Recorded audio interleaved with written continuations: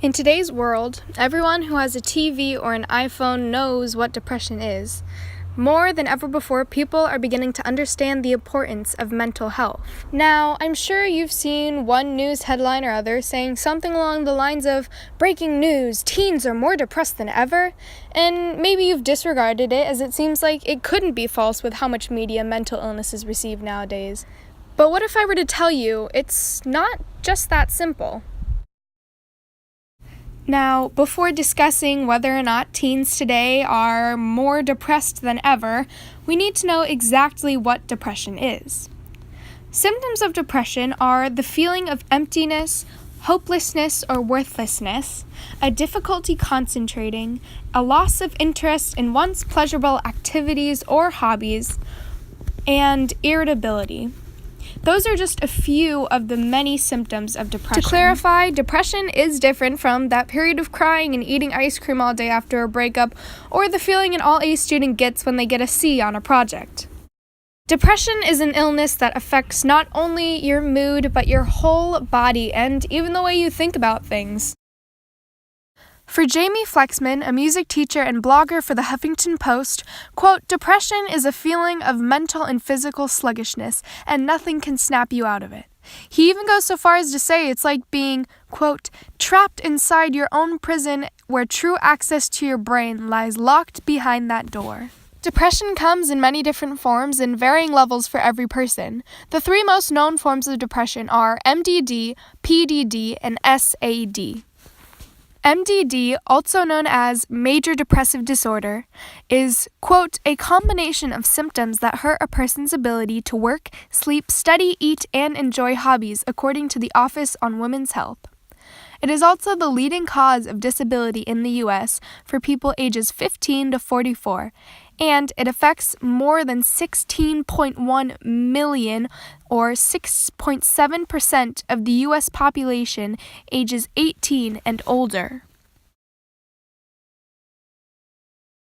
PDD, or persistent depressive disorder, is a longer-lasting form of depression.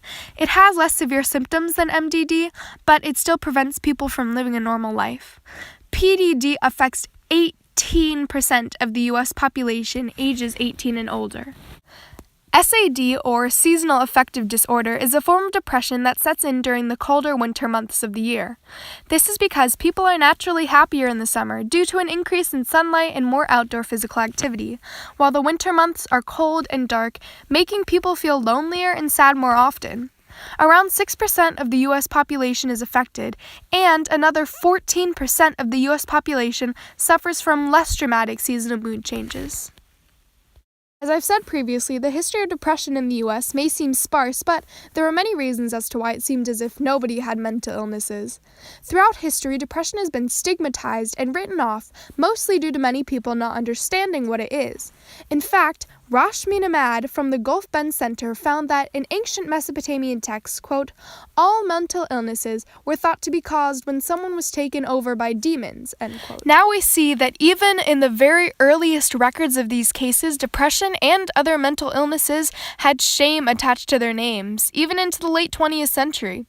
This meant most people didn't want to be labeled as crazy or weird, and so avoided getting officially diagnosed or treated.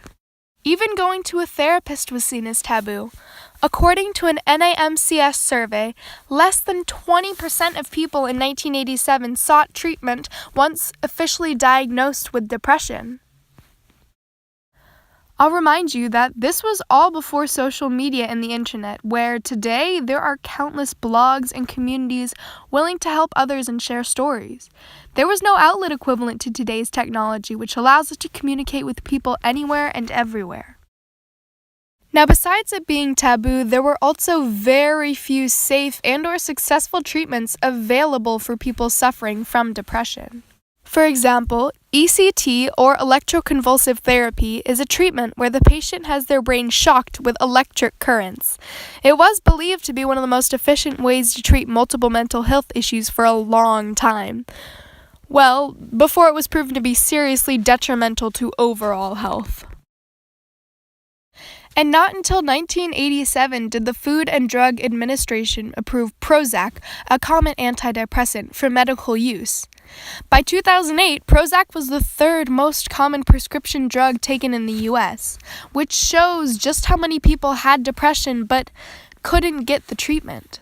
Fast forward to today, and we see a huge jump in the number of depression cases since even the late 1990s. Now, even though the statistics may have been skewed in the past due to the reasons we just explained, the number of teens and Americans in general with some form of depression has skyrocketed. In a study done by the American Sociological Association, it was discovered that in 1985, 10% of subjects felt they had no one to discuss personal issues with, while in 2004, that number had more than doubled at 25% of subjects feeling isolated with no one to talk to. This can be attributed to many factors, one of which is there being less face-to-face contact in this day and age due to the rise of things like FaceTime and Netflix. Social media platforms such as Instagram can also have detrimental effects on people.